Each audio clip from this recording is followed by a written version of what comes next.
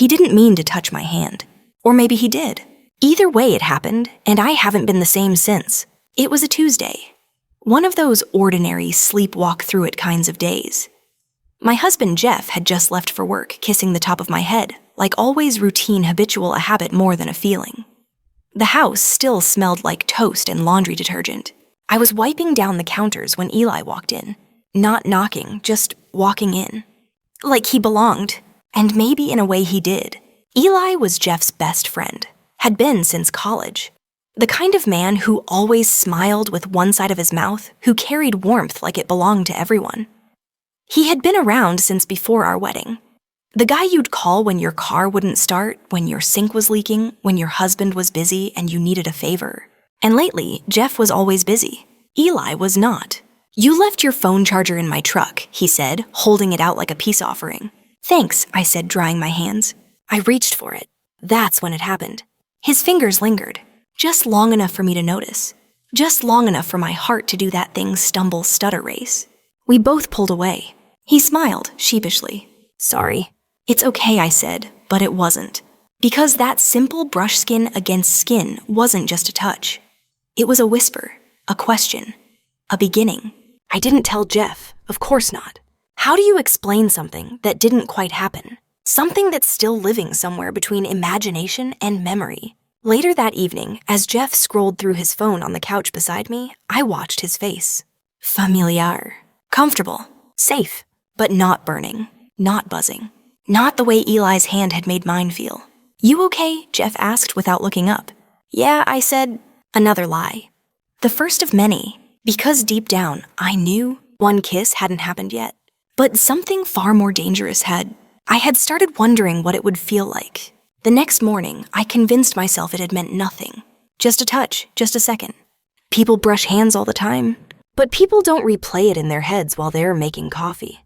They don't pause at the kitchen counter, remembering the warmth of a finger that didn't belong to their husband. And they certainly don't smile at the thought.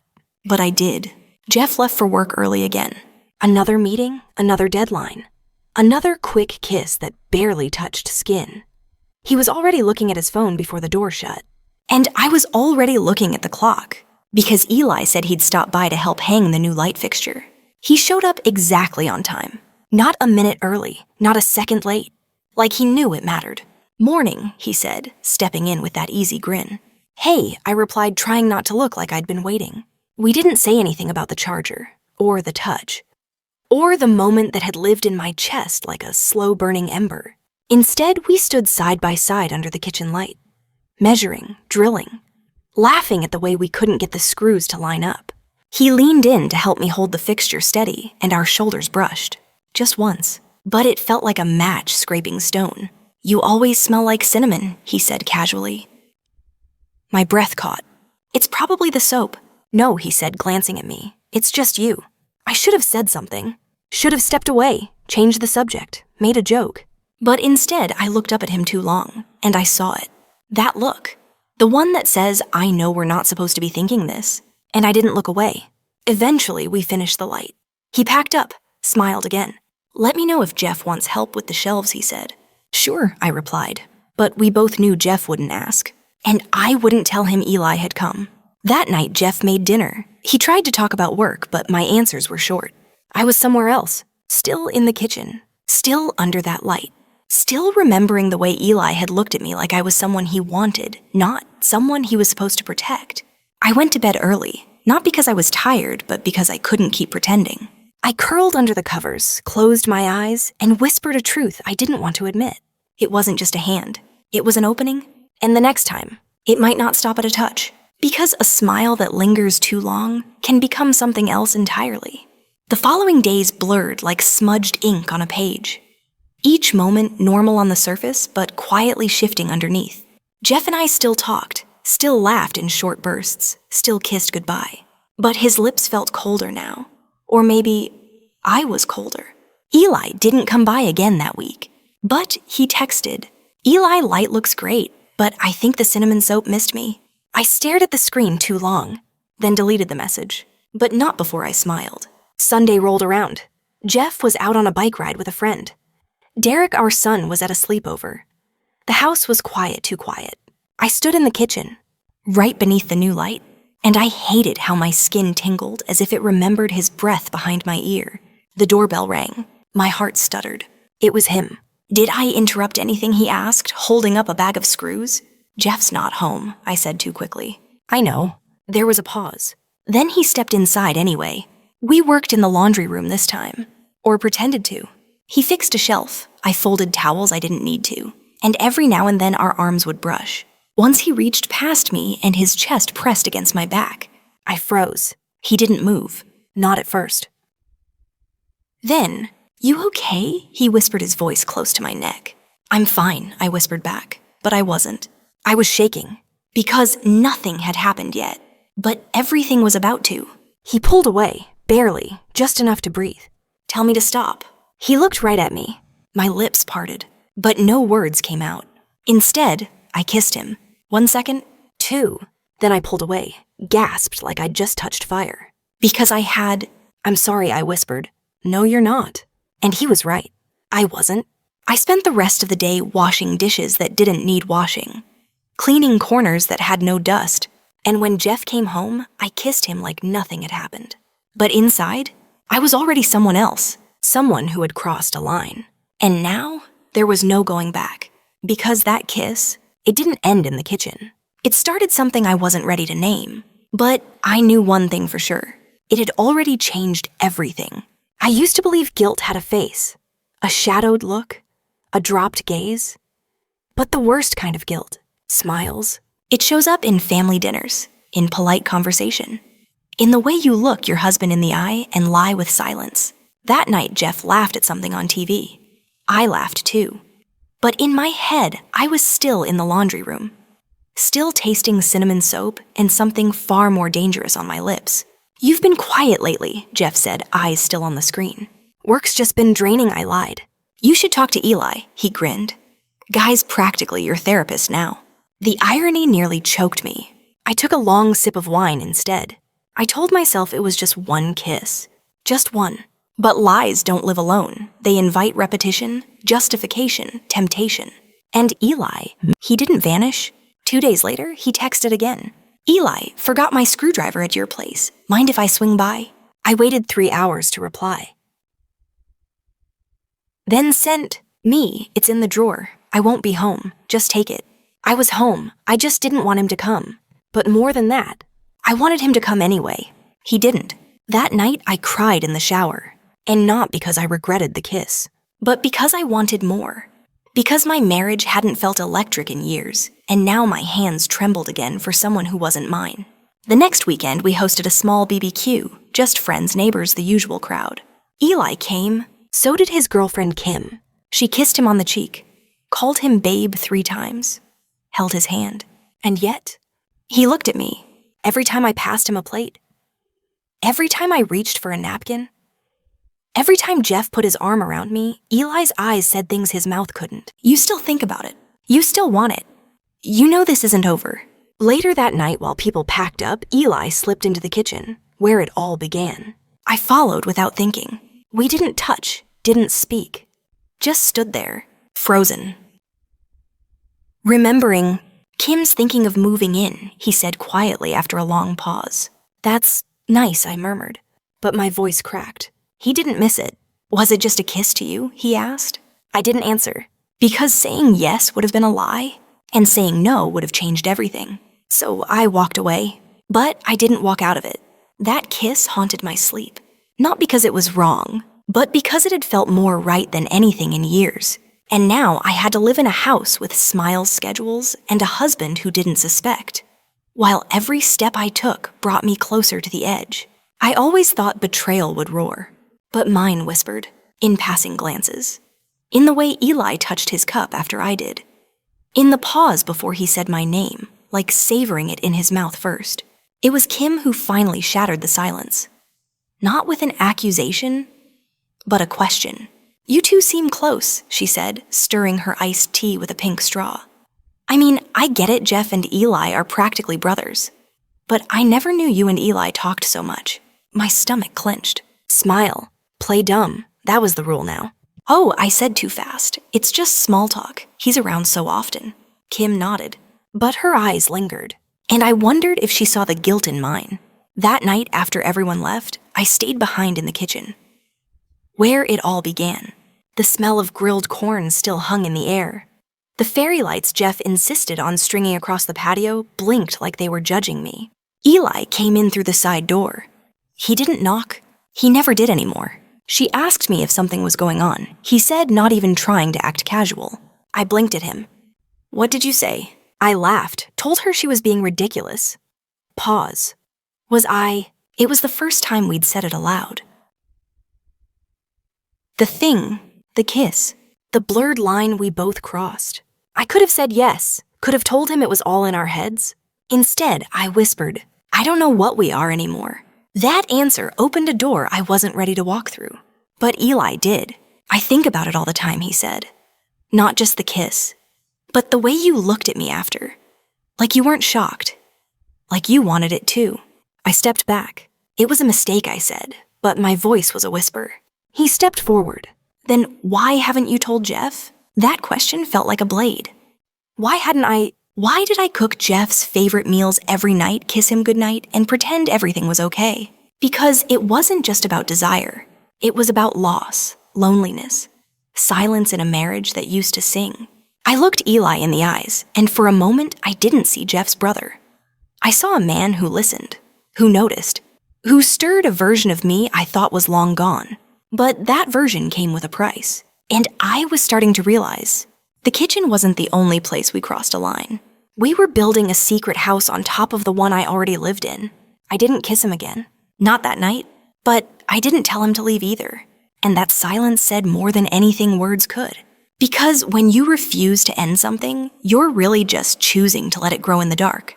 They say secrets are like seeds. You plant one thinking it's small, insignificant. But if you water it with silence and feed it with stolen glances, it blooms into something too tangled to uproot. And that's exactly what happened with Eli and me. We didn't talk about the kiss again. Not directly. But everything we did after was a language of its own. Jeff had no clue. If anything, he was warmer lately, maybe because I'd been trying harder. Cooking his favorite dishes. Smiling more. Even being a little more affectionate in bed. I hated myself for it. Because every tender act with my husband felt like a cover-up. A lie stitched into the seams of our marriage. And the worst part, I wasn't sure if I was trying to save us, or trying to bury my guilt under normal. Eli came over often, too often. He'd help Jeff fix things around the house. He'd toss a ball with our dog. He'd lean against the kitchen island, our kitchen island, and smile at me with that same fire we never named. One afternoon, Jeff was out running errands. Eli showed up unannounced with a flat of tomatoes from the market. "You said you wanted to make salsa, right?" he said, holding them up like an offering. I didn't remember ever saying that. But I let him in. He stood beside me as I chopped onions. Too close. Our arms brushing eyes meeting when they shouldn't. "You ever think about it?" he asked suddenly. That night, I froze. He didn't look at me. He looked at the cutting board like it was safer that way. Every day I whispered. It just slipped out. And that's when I realized we weren't waiting to fall again. We were already mid-fall, just pretending to hold a parachute. That night, I stared at Jeff while he slept. His mouth slightly open, arm flung across the pillow like a child.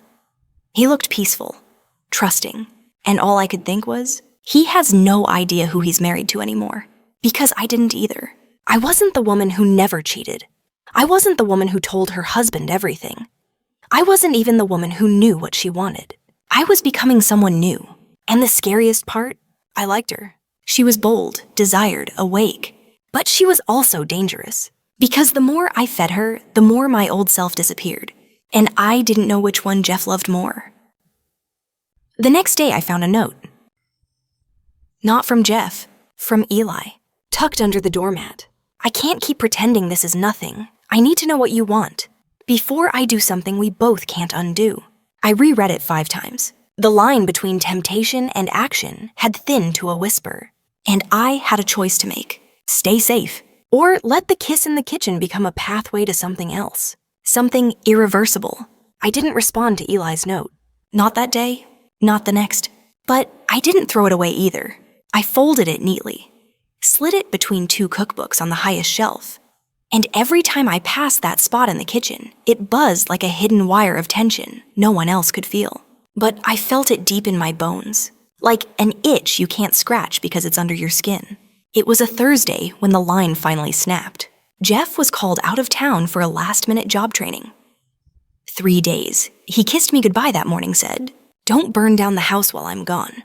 I laughed, but inside something shuddered awake. A freedom, a fear, a forbidden possibility. Eli texted me that afternoon.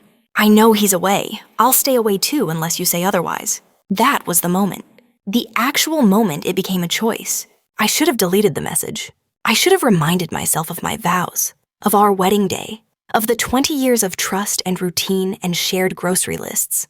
But instead, I replied, 8 p.m., don't knock, just come in. The hours between the text and 8 o'clock were a blur. I cleaned obsessively, vacuumed a rug no one had touched in weeks, changed into 3 different outfits before settling on a cotton dress that felt dangerous in its simplicity. It wasn't about seduction. It was about vulnerability, honesty, or so I told myself. I poured a glass of wine, then another, and when the door creaked open at exactly 8:01 p.m., I was ready. But not really. Because nothing prepares you for the moment you step off a cliff and realize the fall is longer than you imagined. Eli stepped inside, closed the door without a sound. He didn't say anything, just walked over slowly like he was afraid a single word would shatter the spell. I handed him the wine glass. Our fingers brushed. It was like that kiss in the kitchen had never ended, just paused. And now we were pressing play again. We didn't go to the bedroom. It wasn't about the bed. It was about everything we weren't supposed to be. The quiet, the heat, the ache. No words, just breath, skin, permission. And guilt thick as honey dripping down inside me, even as I clung to him like he was oxygen. Afterwards, we didn't speak. He sat on the couch shirtless, staring at the ceiling like it might offer answers. I stood by the sink replaying the last hour on a loop. What have I done? What am I doing? Why did it feel so right? He left before midnight. Didn't ask to stay. Didn't kiss me goodbye. Just slipped out the door like a thief who didn't take anything. Except a version of me I could never get back. And when I crawled into bed, still smelling of him, I pulled the covers over my head and whispered to the dark. I can't undo this. But the dark didn't answer. Because it knew. Some doors once opened don't close quietly. The next morning, the kitchen felt different. Not rearranged, not disheveled. But different like the air itself knew. The way sunlight hit the countertop felt too bright, too sharp, like it was exposing things I hadn't even spoken aloud yet. Jeff called around 10 a.m. His voice was chipper, unsuspecting. "Hey, honey, just checking in. How's the house? How are you?" And I lied. I lied so effortlessly it scared me. "All good here. Just me and my coffee. Nothing exciting." He chuckled and said, "Keep it boring. I like boring." I said, "I know," and the words burned on the way out of my throat. That afternoon, I went into cleaning overdrive. Not out of guilt, well, not only guilt, but because every surface Eli had touched now felt radioactive. The wine glasses, I shoved them to the back of the cabinet. The couch where he sat, I scrubbed it like it had been marked with blood. And the floor. That floor where I stood when it happened, where I told myself it was just a kiss, just a moment. I got on my knees and wiped until my fingers pruned and my back ached. But no amount of cleaning could wash away what was now living inside me. Eli didn't text that day. He didn't call, didn't even like my casual Facebook post about trying a new banana bread recipe. And his silence was louder than anything he could have said. Part of me was relieved. Another part screaming into the silence. Say something. Tell me what it meant. Tell me it meant something. That night I couldn't sleep. Jeff was gone. The bed felt too big. The ghost of Eli's breath still lingered on my neck like a memory that refused to fade. I rolled over and stared at the ceiling, asking the question that had started it all. How did we get here? Was it just boredom, loneliness? Was I weak or just invisible in my own life? At 2:14 a.m., I opened my phone, scrolled to Eli's name, typed, "We need to talk," deleted it, typed again. What now? Deleted it again. Finally, I settled on the only words that felt true. I can't sleep. I stared at the message for 5 minutes before hitting send. It was 2:19 a.m. He replied at 2:20. Me neither. 1 minute later, another message. I didn't plan for this. Then another, but I don't regret it. And there it was again, those 5 words that had once melted my world like wax and now threatened to burn it to the ground. I don't regret it, and neither did I. Not entirely, and that terrified me, because the guilt wasn't loud enough to drown out the want. The shame wasn't heavy enough to crush the ache. I stared at the screen wanting to say something. Anything. But instead, I turned off the phone. Laid it face down on the nightstand, and whispered into the darkness, please let this be the end. But something deep in my gut already knew. It wasn't. It started small, too small to be alarming. A coffee cup moved, a shared glance across the yard. Eli coming over just to help Jeff with the gutters, even though Jeff was out of town. I told myself I could handle it.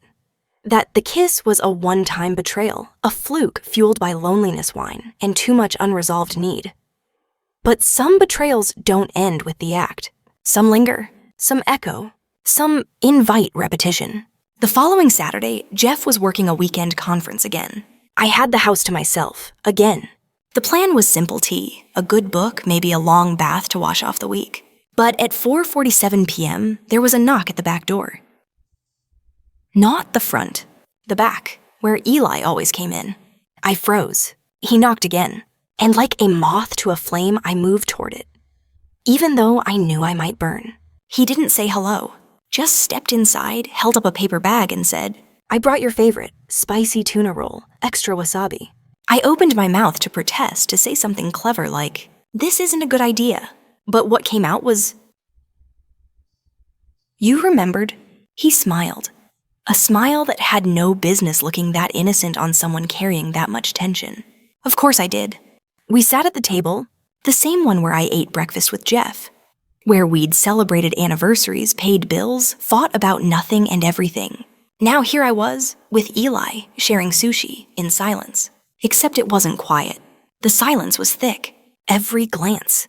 Every time his hand reached too close. Every brush of a knee under the table. It was all a language I wasn't prepared to understand, yet understood perfectly. Halfway through dinner, he put down his chopsticks and said it. I didn't come here just for sushi. I looked up, felt my pulse throb in my wrists, my throat. Then why? His eyes were steady. Because I haven't stopped thinking about that night. About you. The word you landed like thunder. I swallowed hard, tried to laugh, failed. You mean the kiss? He nodded, slowly. No, I mean everything after. The way you looked at me, like I was finally seen. I didn't respond. Couldn't, because the worst part, he wasn't wrong. He had seen me, in a way I hadn't felt seen in years. Not just as a wife or a hostess, or the one who always knew when the recycling went out. But as a woman, a person, a need. He stood up then, took his plate to the sink like it was the most casual thing in the world. I stayed seated. He didn't try to kiss me. Didn't touch me, didn't beg for anything. He just walked to the door, paused and said, I'll leave if you want me to, but if I walk out now, I won't come back. Not like this. And then he waited, hand on the door, back to me. 1 second, 2, 3. I opened my mouth to speak, but the words I meant to say, leave, they never came. Instead, I stood, quietly, and turned off the kitchen light. When I flicked off the kitchen light, something shifted. Not in the room, no. The kitchen remained the same. Sushi on the table. 2 empty teacups. 1 half-folded napkin. What changed was everything else. In that moment, I wasn't Jeff's wife. I wasn't someone's mother. I wasn't the neighborhood host or the reliable one on the PTA. I was a woman standing in the dark, aching for a connection that felt terrifyingly real. And Eli. He was still by the door waiting. He didn't say a word as I stepped toward him. Not even when I reached for the back of his shirt, just lightly, my fingers brushing against the cotton. He turned slowly, like he wanted me to be sure. No assumptions, no rush. Just space and choice. I don't know what I'm doing, I whispered, voice barely audible. Eli smiled softly. Then let me go, and I will. It wasn't a threat. It was a lifeline. One I could pull myself back on if I still wanted to. But I didn't. Not entirely. I looked up into those eyes so much like Jeff's, but filled with something entirely different. Something unfiltered. Something that didn't edit itself to keep the peace. And I kissed him. Again. It was different from the first. Not explosive, not forbidden in the same panicked, impulsive way. This kiss was slow, intimate. A kind of yes drawn out over breath and silence and trembling fingertips. We didn't rush. We didn't race upstairs or rip through barriers. We stayed there right in the doorway, our silhouettes tangled in the glow of the oven clock and the outline of regret we hadn't yet touched.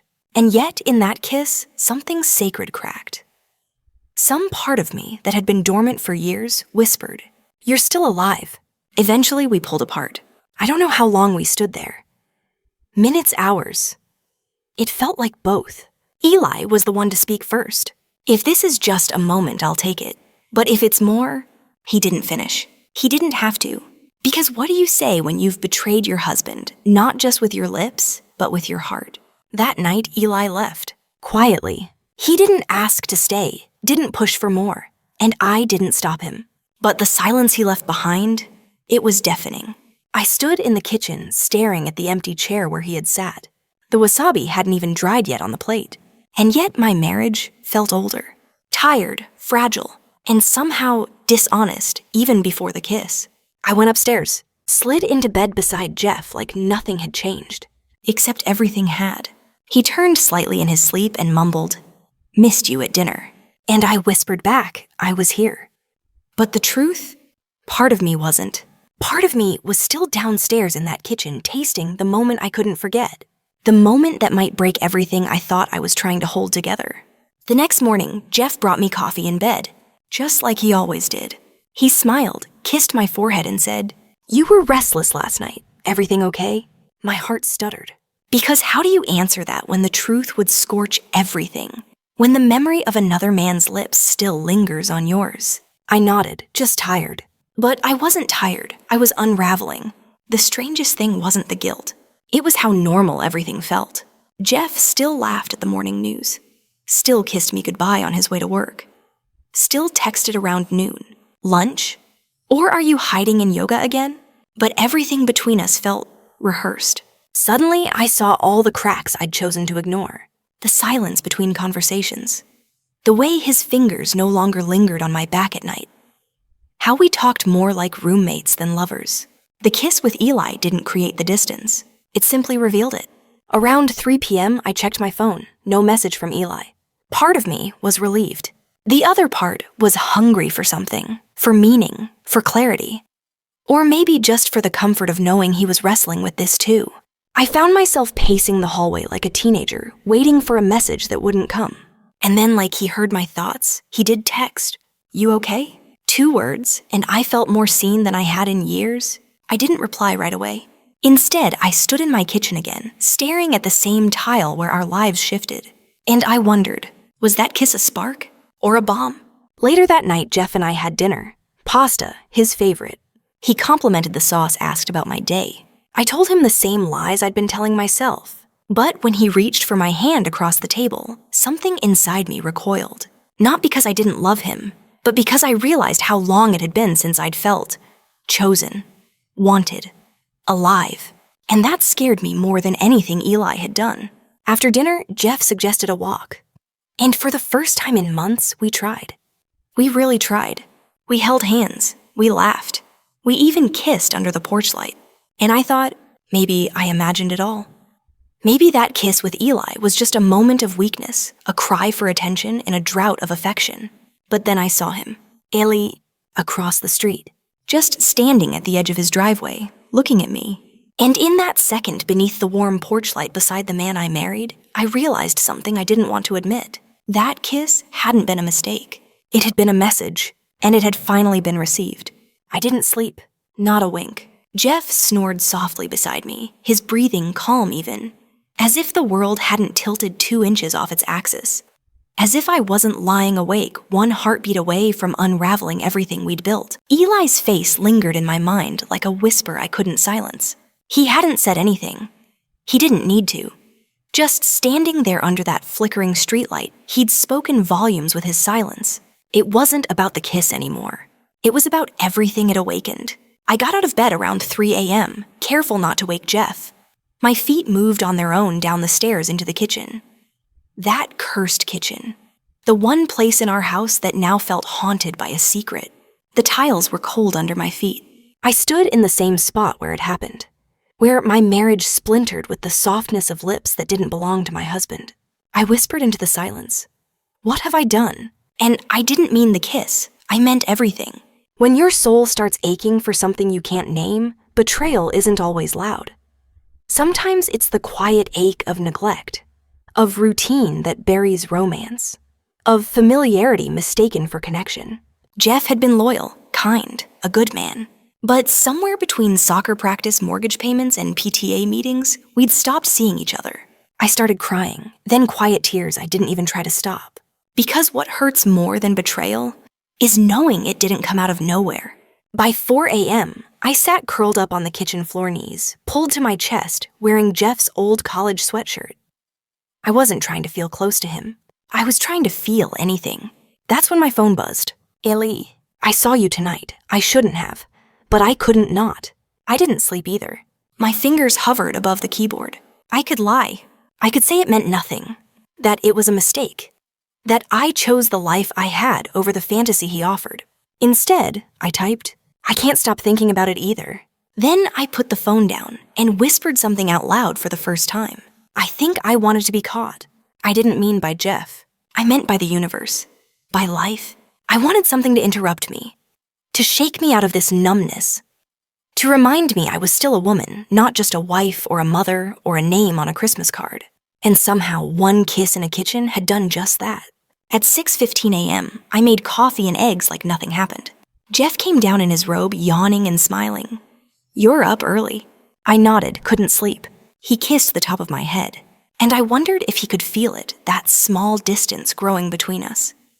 The invisible thread that tied me to a moment we'd never speak of. Not yet, maybe not ever, but I felt it tighten, coil, threaten. Because secrets have a way of waiting, and mine had only just begun to stir. Jeff made small talk over breakfast like everything was fine.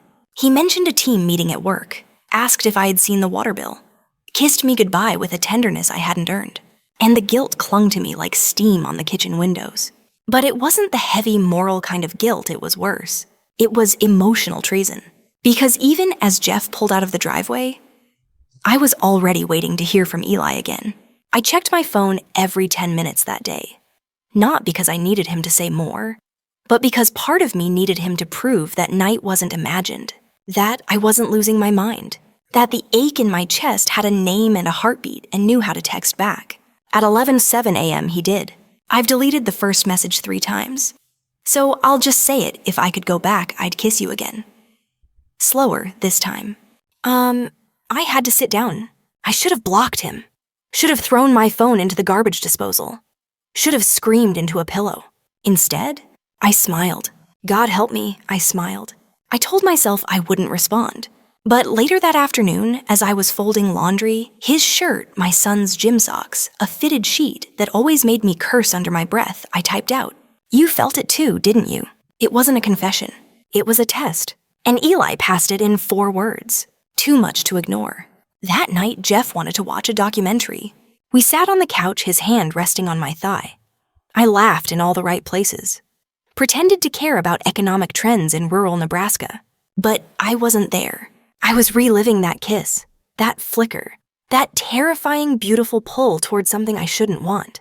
Around midnight, when Jeff was snoring softly, I slipped away again. Back to the kitchen, the place that started it all. I stared at the counter, the exact spot where Eli had leaned in, where time bent, where I had let myself remember I was alive. My phone buzzed. I didn't need to check to know who it was, and yet I did. If we weren't who we are, would you want to try again? I typed. Don't ask me that. Then I deleted it, typed again. Yes, and hit send. The silence that followed wasn't heavy. It was electric. Because there was no going back now. The next day he showed up. Not with flowers, not with declarations, but with groceries. As if he could sneak his way back into that kitchen, our kitchen, through the side door of normalcy. I figured you might be low on coffee, Eli said, holding up a paper bag from the store. I stared at him. My body didn't move, but my heart lurched like a caught breath. "You shouldn't be here," I whispered, but I didn't close the door. And that said everything. He stepped inside. The air between us was electric again, thick with the memory of that kiss. I avoided his gaze and reached for the bag, our fingers brushing for the briefest moment. And again, my pulse betrayed me. We were pretending that nothing had changed, that he was just a friend, that this wasn't the place where my life began to shift in a way I couldn't undo. "I can't stop thinking about it," he said, finally breaking the silence. "Neither can I admitted. My voice trembled. We stood there facing each other across the kitchen island, like enemies in a silent war, desire versus loyalty, temptation versus guilt. "You're his wife," he murmured. "You're his brother," I shot back. But neither of us said we were going to stop, because we both knew we weren't. Me. There was no second kiss that day, just long loaded looks, 2 long goodbyes, and the kind of tension that follows you into your sleep. When Jeff got home that night, he complimented the dinner. I'd made his favorite pasta with caramelized shallots. "Smells amazing," he said, kissing the top of my head. I wanted to crawl out of my skin, because the same stove that simmered our dinner still held the ghost of Eli's closeness. I started lying, small lies at first, that I'd gone for a walk when I'd really just been in the car with the windows down, breathing like someone escaping a burning house. That I was tired when I was simply overwhelmed. That I was okay when I was anything but. And every time Eli texted, I felt like I was standing on a ledge, teetering, and slowly leaning forward. One evening, he sent, "It wasn't the kiss, it was the way you looked at me after." I didn't respond, but I slept with that message open on my phone. Because deep down, I knew the line we'd crossed wasn't the real one. The real betrayal wasn't physical, it was emotional. And we had passed that boundary a long time ago. The end came softly, not with a bang, not with yelling, not with tears or thrown dishes or loud accusations. It came in the form of a whisper from me to Eli, in the same kitchen where everything began. "I can't live like this anymore." It was the truth I'd held off saying for too long. Eli stood still. He didn't try to argue this time. His eyes were tired, haunted even. Like he knew we had finally reached the cliff's edge, and there were no more half steps left. Jeff never suspected a thing. To him, we were all just a normal family. He made jokes at dinner, watched the game with Eli when he visited, and kissed me goodnight like he always had. But I had become an actress in my own home, every smile calculated, every glance controlled. And Eli, he played his part too, until I told him I couldn't do it anymore. "What now?" he asked, voice barely above a breath. "I go back," I replied, "to being his wife." "You think that's possible?" I looked down at the counter, our counter where we had first kissed. "No," I whispered, "but I'll try." Because the truth wasn't that I loved Jeff less. It was that I didn't know who I was anymore. And maybe that was the deepest betrayal of all. 2 weeks later, Eli left town. He took a job out west, didn't say goodbye in person. Just a single envelope left on our doorstep. Inside a photo from years ago, us at a barbecue, all smiles and innocence. And a note: "Some games don't end with a winner, only survivors." I didn't cry. I just stared out the window that night, coffee growing cold in my hands, wondering if maybe we had rewritten the rules too far. If maybe the worst betrayals weren't the ones people found out about, but the ones we carried quietly every day, just beneath our skin. My marriage continued. On the outside, it looked the same. But in the silence of the kitchen, where one kiss changed everything, I knew I had never really come back.